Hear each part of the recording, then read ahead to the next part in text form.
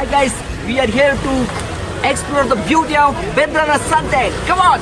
அந்த அருவி போல் அன்ப தருவாள்